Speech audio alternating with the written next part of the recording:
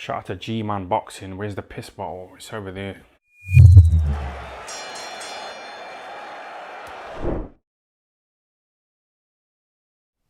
Anthony Joshua.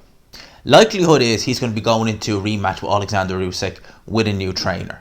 Okay? And I've just been spending today watching some of Anthony Joshua's fights. And I've been just thinking about the whole scenario with the new trainer, reasonably short turnaround with the new trainer, going into his rematch with Alexander Usyk. And on top of looking at some of his fights, I was just thinking, why don't we talk about Anthony Joshua more? Why don't we look and delve into his resume, both amateur and pro, and have a little chat about that and talk about what I think needs to change with Anthony Joshua moving forward. I've already touched on that in separate videos, but I'll touch on it briefly at the end of this. And we'll also talk about AJ's career in a nutshell. And we'll look at his resume as well and just talk about that resume. So I'm asking people the question today, what the fuck is the deal with Anthony Joshua?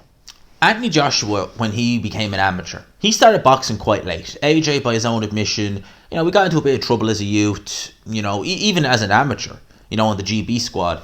He had his few, little rushes with the law and things he was doing outside of boxing. But we look at his amateur resume. I mean, he had his first amateur fight on a Finchley ABC show. And actually, his first two fights as an amateur both ended in knockouts. Now, at that kind of level, where it's low, and AJ is someone who does definitely have a certain amount of athleticism. Both these guys, O'Haka and Nathan Breed, I mean, both these guys, it was their debut, and they have no other fights listed on BoxRec, so you can imagine these guys were probably just ranked novices. But interestingly, in his third amateur fight, which happened in February of 2009, so we're talking 13, 14 years ago, he lost a UD to Dillian White. So we know Dillian White, that name will stay relevant. They used that amateur rivalry to great effect. Anthony Joshua was dropped in the first round in that fight, but subsequently he went on. He beat guys like Fraser Clark in 2009. He went on to win the 2009 English Novices Championship. He beat a guy called John Magiabi, I think is how you pronounce that.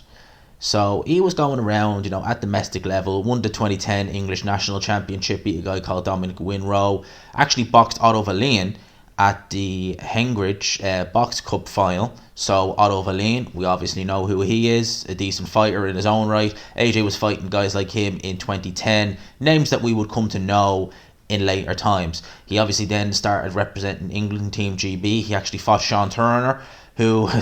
He goes by the alias Big Sexy. He's not fought in a few years, but big, yes. Sexy, well, I'll leave that up to the people, but I think most people will be saying, hell no. Beat guys like Joe Joyce as well along the way, and this is kind of when age started going up to European level. And in a European quarterfinal, it was in 2011, he boxed the Romanian guy. Now, his name is a little bit difficult to pronounce. I think it's Miha Nister. Now, that fight is there. It's on YouTube. AJ was actually stopped. The referee stopped that fight. He was stopped standing. Now, in the amateurs, if you're kind of rocked slightly on your feet, they will give you a standing count. And AJ was caught with some hooks in that fight. Now, his opponent subsequently has turned pro. He's currently 3-0 with 3 knockouts. He's not really been the most active. He is only 31 years old as of now. So, you're talking, he would have been about 21, 22. AJ would have been a similar age at the time. But, this Nestor guy was able to stop AJ in the quarterfinal of that tournament. That was, you look at you can see it. You can definitely see it. You can see AJ was open, and you can see kind of almost the kind of look. You're almost like you're looking into his future with regards to Ruiz fight, because it was, as far as I remember, and I remember only watching it there recently, it was hooks that were really bothering AJ. Now they landed more kind of flush on his kind of chin in that fight as opposed to being on the temple, but AJ was stopped in that fight. A very good performance was against Roberto Camarel in the 2011 ABA World Championships. Now, he boxed Camarelli. Now, they met twice. Alright, they met here and they also met in Rio. He also fought Eric Pfeiffer in the semi-finals. Eric Pfeiffer, we all know, he was the guy who got, blown out in 2 rounds by Joe Joyce. Then he fought Majradel Majamov, who I'm probably butchering the name, but we know Majamov, he is actually a pro. He actually lost, I think it might have been on the Demetrius Andre undercard. In fact, I think it was, in which he got a very bad injury. Well, he was knocked down, but as he went down, I'm pretty sure it was on the Demetrius Andre, Liam Williams undercard. I remember that fight because that knockout came out of the blue. So he lost to him in the final. Very close, but lost to him in the final. Came back then against Sergey Kuzmin, all names that were recognised, and obviously fought Sean Turner again, beat him again, not really a hard ask. Beat Erislandy Savon, which was no mean feat, in London 2012. Erislandy Savon, a fantastic amateur from Cuba. It's a shame he's never turned pro yet. He'd be in his probably early 30s now, is Erislandy Savon. Even just look at his box rec, over 200 amateur fights, and that's on box rec. There's probably a lot more than that. But that fight was very close. AJ won it by 1 point, 17 points to 16. And realistically, AJ lost that fight. You can go and watch it. Still on YouTube. At least last time I checked. This was in London 2012. I hope I didn't say Rio the first time, but this was in London 2012 when AJ went to the Olympics. And yeah, he lost that fight. Erislandy Savon's a tremendous mover. Erislandy Savon has some very good... Erislandy Savon is a fantastic fighter. Like, Erislandy Savon, for those who don't know, and you can watch this fight, it's on YouTube as well, knocked out Tony Yoka clean with a left hook. If you go back and watch that fight in the amateurs, knocked him out clean with a very good left hook. This was many years ago. This was a younger Tony Yoka, it has to be said, but nevertheless was knocked out, cleaned out by Erislandy Savon. Erislandy Savon also knocked out Lawrence Okolie in a round. He then beat Lawrence Okolie in Rio, and he dropped him multiple times, but he didn't stop him. But Erislandy Savon, it's a shame he's never been able to turn pro, because he really is a fantastic fighter. He really is. Beat Zili Zhang then in the quarterfinals. And he beat Ivan Klitschko. So these are all names we're known. We know Zili Zhang. We know Ivan Klitschko. I'm probably saying the name wrong. Ivan Klitschko, sorry. And then obviously in the final, very close fight again against Roberto Camarel. Some people would feel as though that was a bit unlucky that Camarel didn't get the nod, but nevertheless AJ was able to pick up a gold medal. From that point on, AJ, it was a case of who is he going to turn pro? Is he going to turn pro? Because at the time, you're talking 2012, Frank Warren had just started Box Nation. It wasn't really up off the ground. But lest we forget, Matchroom and Eddie Hearn, it was growing, but it wasn't the operation that we see today. You know, I mean, a lot of those old Eddie Hearn shows, for example, AJ turned pro on a show in 2013, and, you know, this was his very first fight. He fought a guy called Emmanuel Lee, who never fought since. He was 8-0, he was Italian, and his resume was absolute garbage, but he was knocked out in a round by Anthony Joshua. This card was not amazing. You had Wadi Camacho, you had Scott Quigg, you had Kevin Mitchell, and you had Lee Selby top of the bill. Not an amazing card, it has to be said, a real proper Saturday fight night. And a lot of them cards that Eddie Hearn was putting on back in the day when he took over from Barry in Matchroom, because Barry kind of brought it back in kind of 2010, 2011, when then Eddie Hearn took over. He was still building a stable. And this is why I say, I'm going a bit off topic, but this is why I say we got to give Boxer and Sky a bit of time. Because it takes a while to get a recognised stable with recognised fighters. You're bringing them up through the amateurs. You're getting some, maybe fighters who are known, like Chris Eubank, but you don't have them forever. So you got to give companies like that, like Probellum as well, a bit of time to just get the brand up. So Eddie Hearn had Anthony Joshua. Carl Froch at that time was his marquee name. But this was the end of 2013. So Carl Froch, realistically, was at the end of his career. So Anthony Joshua was being potentially groomed as the heir apparent. Then he beat Paul Butlin in his second pro fight in a second round. Paul Butlin, of course, AJ was knocking over some journeymen here. Like, he was 14 and 19, so not particularly great. Next opponent, it was a Eastern European guy, was 5-6. Fought Dorian Darch, who at the time was only 7-2. He's subsequently gone on to have a 12-12 record. 10 of those 12 losses come by way of knockouts. Been in there with guys like Dave Allen, Daniel Dubois, just to name a few. Who else has he been in there with? Simon Vallily, Alex Dickens, Nick Webb, Mark Bennett, etc. All of whom Hughie Fury actually went to points with him. Eddie Chambers, yeah. So he's been beaten from and Dorian Darch is not a durable journeyman. He's not a particularly good journeyman, but he did say AJ's power was serious. So he was hurt a lot more in that fight. Even though Daniel Dubois stopped him in the same round, you could tell that AJ's punches were really bothering him a lot more than Dubois were.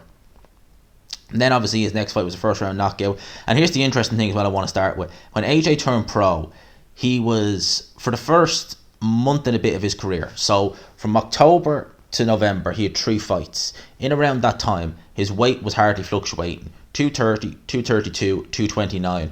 It's going into the Dorian Darch fight was when he started really packing the weight on, because he went from 229 in the space of 3 months to 241, and then he was in the high 230s to the 240s. So he fought Matt Legg, first round knockout, was 236 with that. Beat Matt Skelton, who had seen much better days and never fought again after that at the time. Beat him in 2 rounds. I mean, Matt Skelton was one of the UK's... Him and Michael Sprott were kind of the better heavyweights at the time in the early-ish 2000s, mid-2000s, which shows that the UK heavyweight scene was not really particularly strong around that time, when you'd Audley Harrison kind of was the top guy. Before David Haye obviously moved up to, and obviously there was no Fury, there was no White, there was no Anthony Joshua, so they were kind of the top guys. Time that 2 AJ beat. He fought Konstantin Eric after that in the 3rd round, stopped him. Konstantin Eric is a journeyman. He's a well-known journeyman. He's not fought for a couple of years. I think he's done now, but he is one of them journeymen who, his career ended with 23-18. But out of those 23 wins, he got 18 knockouts. He's one of them guys you don't want to give a free shot to, is the best way I'd say it, with Konstantin Eric. Noted puncher, and you just don't want to give him a free shot. So AJ was able to take care of him. Dennis Backtoff, 38-9, again, was able to get rid of him. This fight here, right? In fact, I actually just want to go back. The Matt Skelton fight, I believe that was on a Bellew undercard. That was on a Bellew and Cleverly undercard, not the actual fight. They were both on that card. It was the Matt Legg fight. That was the one where he was fighting at Wembley Stadium. And Eddie Hearn famously said after that fight that you never know, in a couple of years Anthony Joshua might be filling out Wembley Stadium. How right he was, which we'll get to now in a wee bit. Fought Michael Sprott then. Again, Sprott had seen much better days, and sadly he kept on fighting. He's fought as recently as 2018. Thank God he's not fought since then. Knocked out by guys like Hammer, Adrian Granat, people like that.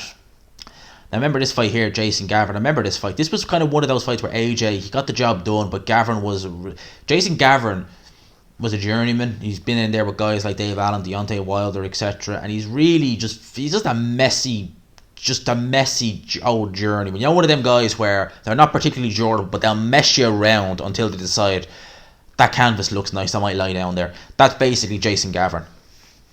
That's basically what he was. I remember that fight well. It went 3 rounds with Jason Gavin. Had him down several times in the other rounds. I remember it well. I forget what card that was on. What card was that on, actually? Because I was thinking it wasn't the main event. That was the Anthony Nelson, Jamie Wilson card. That wasn't the main event, or was it? Maybe it was. But I remember that well. Obviously fought Zimbarno Love. Again, another journeyman. And this is kind of, although these guys aren't particularly good, they're journeymen that you'd have heard of that are known. They're not good, but they're known. So there's if you're beating them guys and you're getting through them in relatively good fashion, you're doing all right for yourself. It'd be a bit like, say, fighting guys like, Kamil Sakalowski and, journeymen like that who, yes, they're limited in what they can do, but if you've any chinks in your armour, they will find you out. Guys like that. Zimbarno Love can bang a bit. He's been in there with numerous big punchers, and interestingly, he actually said that Shannon Briggs is one of the bigger punchers he's ever been in there with. And Shannon Briggs went the distance with Zimbarno Love back in 2014, I think it was. And then the big test for AJ was where he was defending his WBC international heavyweight title. And the interesting thing about this is, right, AJ won that in October 2014. By October the following year, he had defended that international title several times, albeit against lesser opposition like Kevin Johnson here. But it was good enough to get him a number 2 ranking with the WBC. So you see how white fighters tend to kind of break away from the traditional route nowadays, as Frank Warren would say, of going British, Commonwealth, European. When you can get a title like this, like a WBC international title, a WBO intercontinental title, WBA, international title as well, and you can just defend them, pay the sanctioning fees, and for you're not defending them against particularly good guys. You defended against Kevin Johnson here, but nevertheless, you're defending it nonetheless, and they're just boosting you up the rankings. Is that the way it should be? Of course not. It's just a way for them to make sanctioning fees. But a lot of fighters are doing that nowadays because it's a case of, well, I can bypass any kind of risks, quote unquote, at domestic European level, and I can just keep defending this and get my crack that way. I don't particularly like it because at the end of the day, if you have any chinks in your armour, at least if you come through a crisis at European level, or at least if you can come through that, you're on the you know you're on the right track. If you get a crisis and you're in there with a shark, it's very unlikely you're going to come through that. Very unlikely. So he fought Kevin Johnson. Johnson had never been stopped at the time. AJ could have got rid of Johnson in the first round. Johnson was all over the place, and since then he has subsequently got stopped, but AJ really did finish him off clinically, and that was on the undercard of Kell Brook, Frankie Gavin, if anyone remembers that. Then he main evented. This was probably, I think, one of his first main events at the O2 was against the undefeated Gary Cornish from Scotland. It was for the Commonwealth title. Gary Cornish went in there with a record of 21-0. Got blown out in the first round, and this was when AJ was starting to come in quite heavy. Like you'll see, as I said, the pattern of AJ's weight was 229, 230 to 240. Now he's in the 245s, 248s, 249. He was against Gary Cornish, but AJ was about to fight in his next fight for the British heavyweight title against his old amateur rival Dillian Whyte. Now, Dillian Whyte had been on some of these Eddie Hearn shows, and they'd been teasing the rivalry. Dillian Whyte, Anthony Joshua, fought in the amateurs. Dillian Whyte won. Now we're in the pros. Who's going to win? Going into that fight, I was really, really pumped for it. I was a bit kind of like, why is it on pay-per-view for a British title? But I was really pumped for it because I knew myself this is going to be a good fight. I knew myself this is going to be a great fight. A lot of people were really, essing on that fight because they were like, well, Dillian Whyte's not that good, he's 16-0, he's following Klitschko around the world, he's trained by Jonathan Banks for that fight, and that was when he was in the Klitschko camp, and he's not really done much. AJ's a beast, because around about this time was when the hype train for AJ was really taking centre stage, and you had, a lot of casual fans really bigging him up. They thought AJ, I remember people when, people like, I think was it the Sports Bible would say, Muhammad Ali, Joe Louis, Rocky Marciano, etc. Who's the greatest out of all of them? People were commenting saying, Anthony Joshua's better than all of them, and he's better than all of them now. You'd see that quite right. I remember the hype with Anthony Joshua at that time was crazy. And it just got even, I didn't think it would get any more, but it got more and more as time went on. He beat Dillian Whyte in what was a great fight. It was a real shootout. AJ went in there looking for a knockout, looking to put a hurting on Dillian Whyte. And Dillian Whyte, to his credit, he was not in the best of shape. Aesthetically, he wasn't. He had a bit of a shoulder injury, but he took those shots in the first round very well and walked Anthony Joshua onto a left hook. And this was really when we saw it was a precursor of what was to come, where AJ looked unsteady, his legs buckled, he was backed up against the rope. Dillian Whyte tried to, go in and, capitalize on AJ being hurt. He wasn't able to, but he was winning rounds. AJ won the first round. Dillian Whyte won the second round. Dillian Whyte also won the third round. It was a very competitive fight along the way. AJ, one thing we criticised him for was stamina. He was going late, but Dillian Whyte was very, very much not in the best of shape physically, aesthetically for this fight. Dillian Whyte was tiring. He was walking onto a lot more shots. The shots were having more effect. He was taken out by an uppercut in the 7th round. Fantastic fight, great performance from both men. And, well, look what they've gone on to do. I mean, Dillian Whyte, yes, he's never won a world title, but he sure as hell, if he never wins a world title, I mean, it's not for the want of trying to get the fight, it's just for the want of maybe being like a bull in the china shop. Upsetting the wrong little president. But AJ moved on from that. Now, at the time, there was talk about him maybe fighting Chisora next, or going down the road of for the European title. Well, no, that didn't happen, because Deontay Wilder was WBC champ at the time. Fury had just dethroned Klitschko. There was a lot of change going on in the heavyweight division. We'd seen the heavyweight division be Klitschko, Vitaly, Vladimir, then just Vladimir. Stavern came about, but he didn't really do much. Wilder won that title in 2015, but he was kind of just still learning on the job. It was Klitschko in Germany. Fury ended that, and there was a lot of change in the heavyweight division. Subsequently, Fury was stripped of his IBF title. It went to Glasov, I think the guy's name was, Vyacheslav Glasov, and Charles Martin. They were fighting for a vacant title. Martin won by default. Vlasov blew his knee out. He's never fought since then, so it was a bad injury. And straight away, no sooner was he in there with Anthony Joshua. The build up to that fight, Charles Martin delivered the greatest line you will ever hear. Let's just have a listen to it. Walk this earth like a god and step right over you. Yes, Charles Martin, he walks the earth like a god. Well, obviously on that night, he went to the ring with a crown on that night. Obviously on that night, he was doing his impression of King Charles the First. because he got beheaded, and Charles Martin pretty much did himself. He basically got beheaded by Anthony Joshua's right hand. So he lost that fight, short world title reign. Given now AJ has the IBF title, so he's a world champion. Alright, so we know they're not going to take any massive risk straight off the bat with Anthony Joshua, put him in there with someone, you know, who is of elite quality.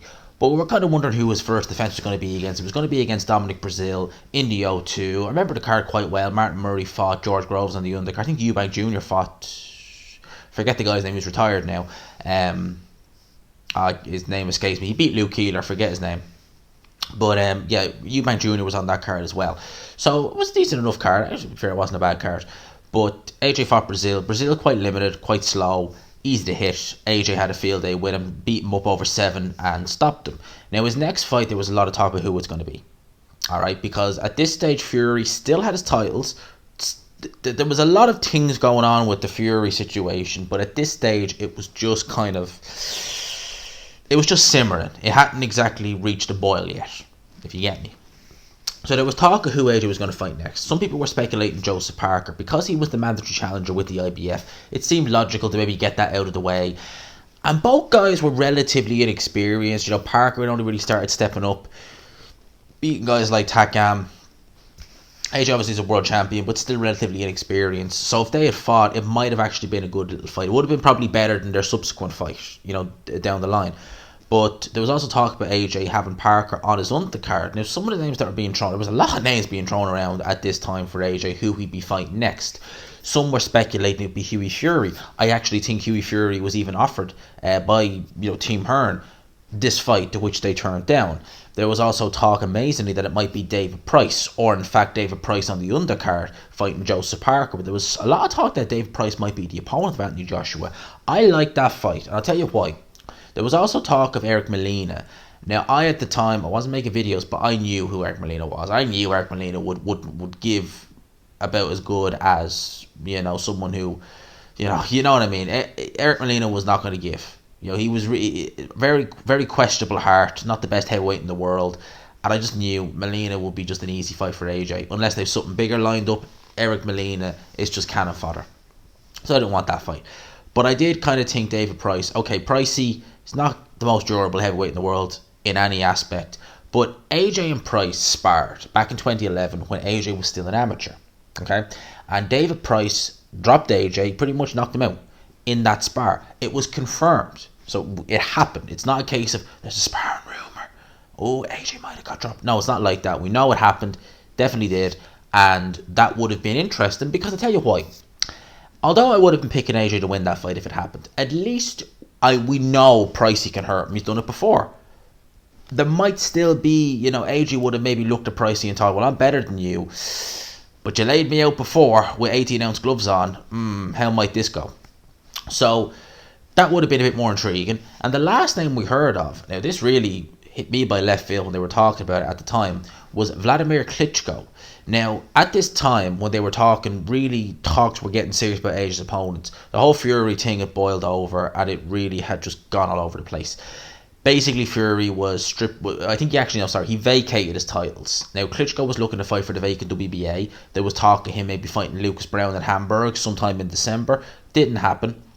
AJ ended up getting announced to fight Eric Molina. But interestingly, Vladimir Klitschko was in attendance at that show. We all know what that meant. AJ got through Eric Molina, no questions asked. It was run-of-the-mill, routine. Molina has never had much heart, apart from the Deontay Wilder fight. It's the only fight he's ever had heart, and it's the only fight that we ever saw him remotely try. The minute it got tough in there, yeah, AJ hit it with some good shots, to be fair, but he was he was looking to get out of there. He'd more ambition in the Wilder fight. He'd no real ambition in that fight. Eddie Hearn announced after it was going to be Vladimir Klitschko, Anthony Joshua, April, Wembley Stadium in 2017. My head exploded. I could not believe it. I favour Vladimir Klitschko very heavily in that fight. I'm just going to say it. I picked him outright to win the fight. I thought he would win. I just thought it was too soon for Anthony Joshua. But I thought it was good in the sense of if he doesn't take a bad beating but does a good job, they'll come back straight away. Straight away. It won't hurt him if he loses to Klitschko because he's losing to one of the greatest heavyweights of all time. It won't hurt him. That's what I thought. Now, that fight was spectacular. I remember watching it with my best friend. It was just me and him watching it, and we couldn't sit down watching it. We were so excited. Apart from AJ Usyk, I don't think I've ever really looked forward to a fight as much as I look forward to this. I could not wait for this fight to happen. I was so excited that this fight was going to happen. I really couldn't believe it.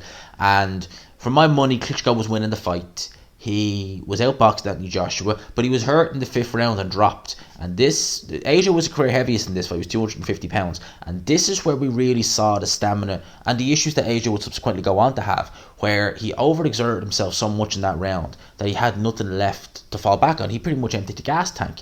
And he was hurt himself by Klitschko. And he really showed no survival instincts at all. Like, he really didn't know what to do.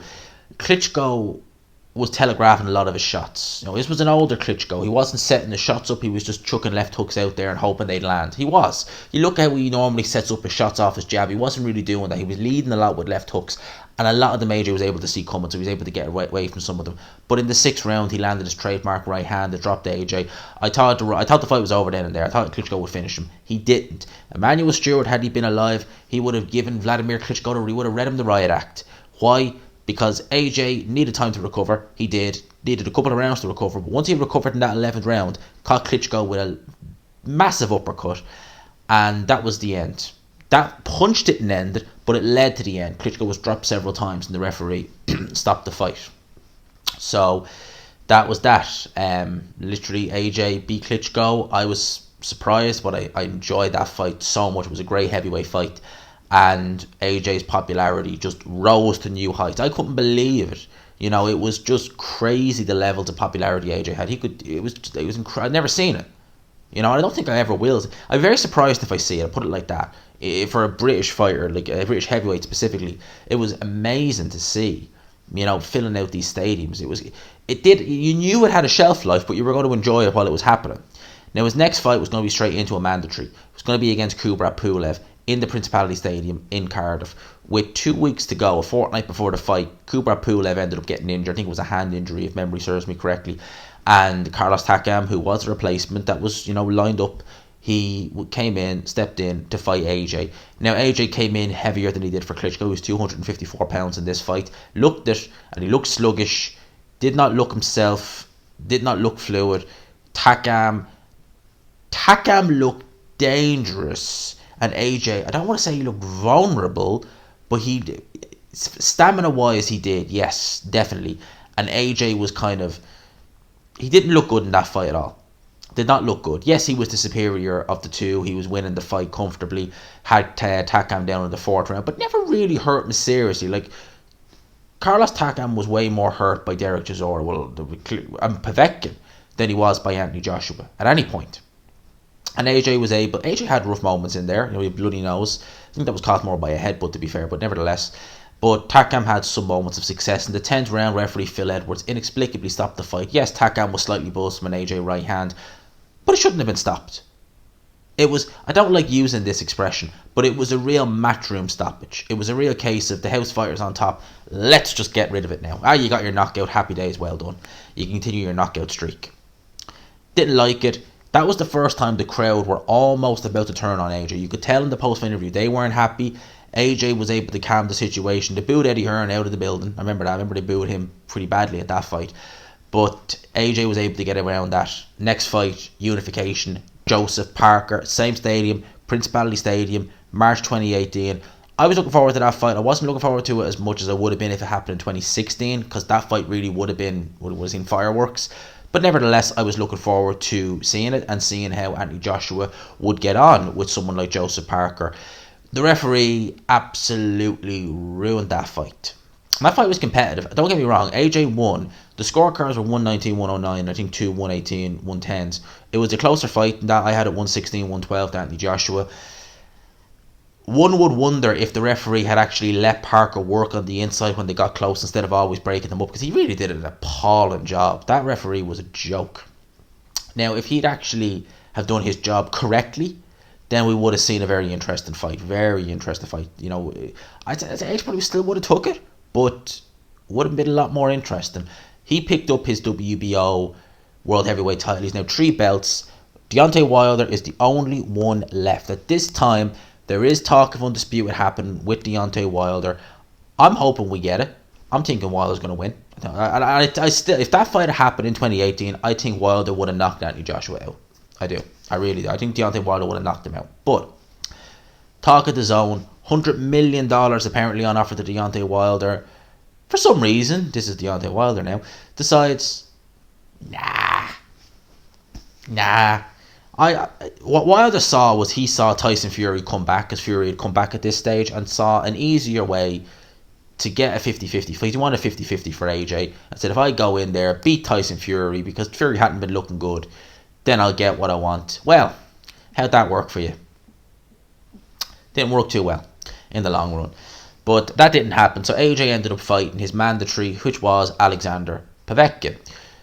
In that fight, AJ had a rocky start, it had to be said. Povetkin was doing quite well. Povetkin always been a very, very good heavyweight, very good in the front foot, very quick, good counter puncher. Very talented fighter is Povetkin. But AJ had this new style with Angel Fernandez, his other trainer, other than Rob McCracken, who was always training AJ. And it was weird. He was boxing a lot more. He had the left hand down a bit low, was going to Povetkin's body, using his jab, keeping it at range, and that's how he was able to get Povetkin walked onto a right hand in the 7th and took him out subsequently with that. It was weird seeing this new style. We wondered what would we see it going forward. The talk of Anthony Joshua's next fight was said to be about Dillian Whyte. That was meant to happen in April of 2019 in Wembley. Sky wanted that. Dillian Whyte didn't particularly want it, because the pay apparently wasn't enough. So whenever Dillian Whyte goes around, this is why I don't look, I like Dillian Whyte, I do, but when he goes around saying I can't get a world title shot, well, you could have had a world title shot against Anthony Joshua in 2019, you didn't take it. Facts. You didn't take it. So they were looking for a new opponent and a new venue. They decided, let's do it. Let's go to MSG, Madison Square Garden, AJ's US debut. Who will we get? We'll get a brash, loudmouth New Yorker, Big Farmer Miller. Jarrell Big Farmer Miller. And he lived up to his nickname. Or my nickname for him anyway. Why? 6 weeks before the fight, he pops for all kinds of stuff. This wasn't just a typical, I was eating meat that had this in it, or that energy drink had this in it. Oh, no. My man was on all kinds of stuff. HGH. What was it, GW15 or something like that it's called. He was on a lot of things, living up to his nickname. And they needed an opponent. So there was names around. Michael Hunter. I was like, ooh, Michael Hunter, really? At the time. And then they were talking about Manuel Charr. I was like, ugh, really? But they settled on Andy Ruiz.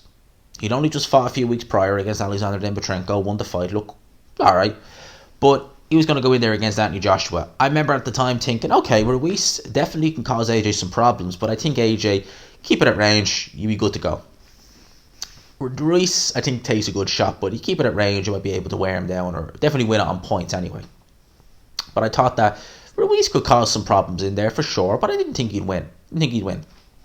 AJ, in that fight, did not look his best, even going to the ring. He looked a bit, kind of like a fish out of water, is the best way to describe it. And I was like, okay, we'll see how it goes. The first round was very cagey, and you could really pick him in the first round. AJ took it a bit better in the second. The third round is a moment which could prove to be pivotal in Anthony Joshua's career. Really could. Because AJ dropped Andy Ruiz with a left hook, I should say, and he went to finish him.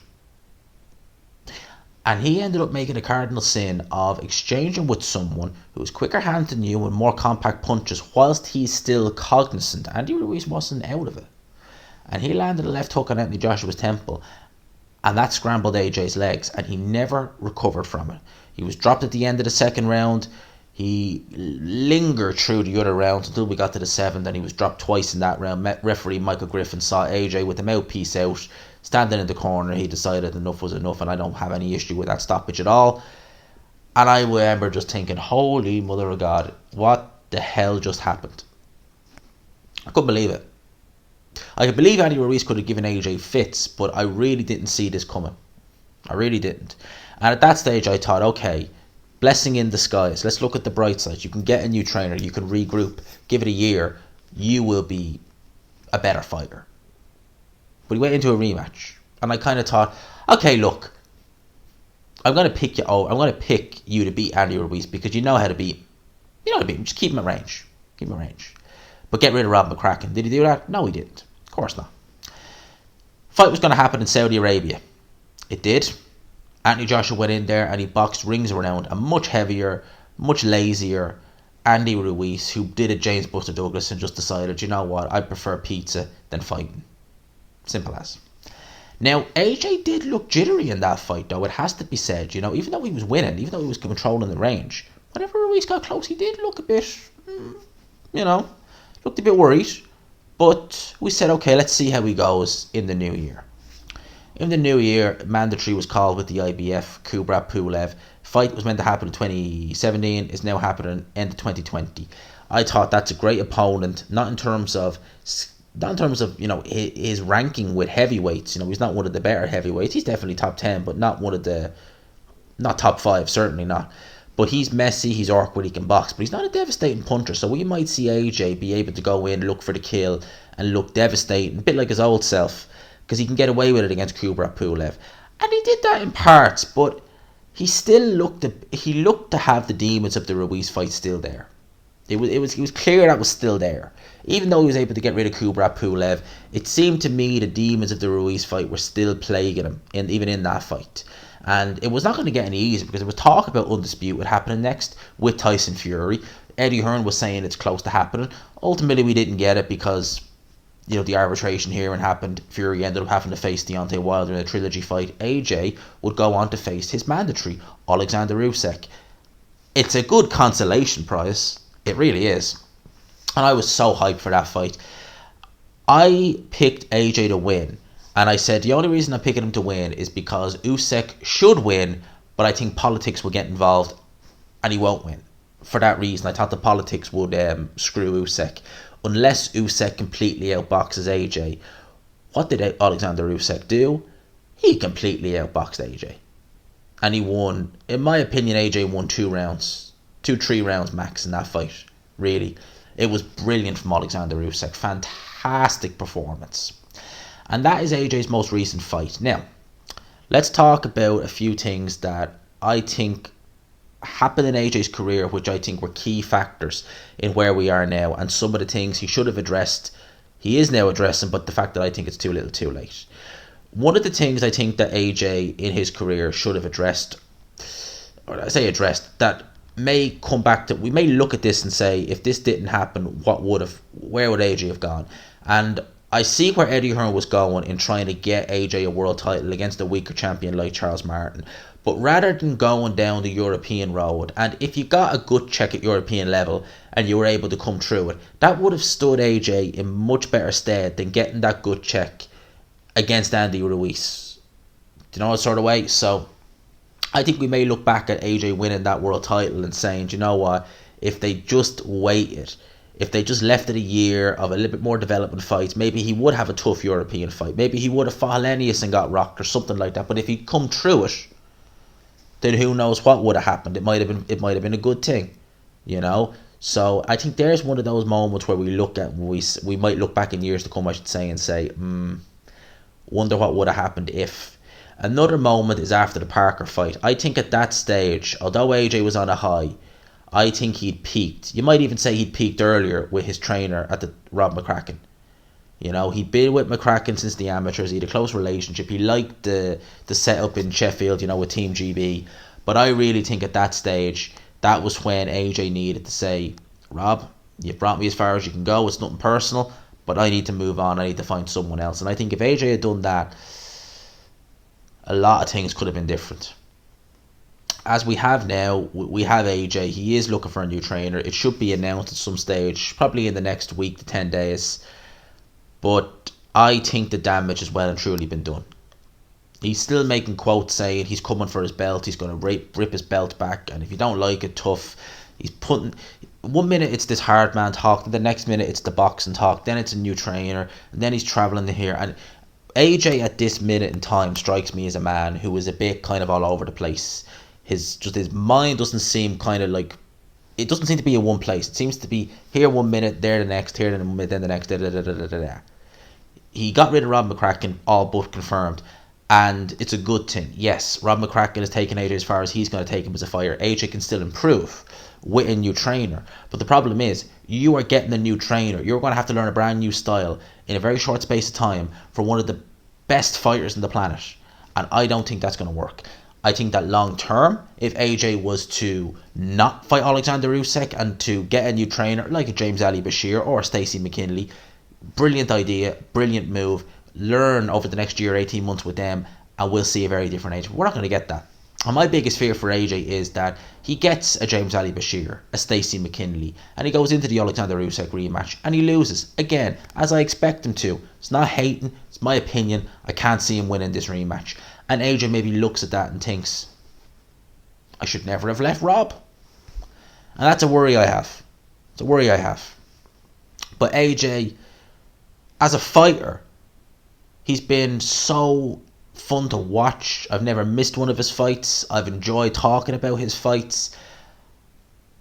I hope AJ still has another few years left in him, because he is one of my favourite fighters to watch. I love watching him.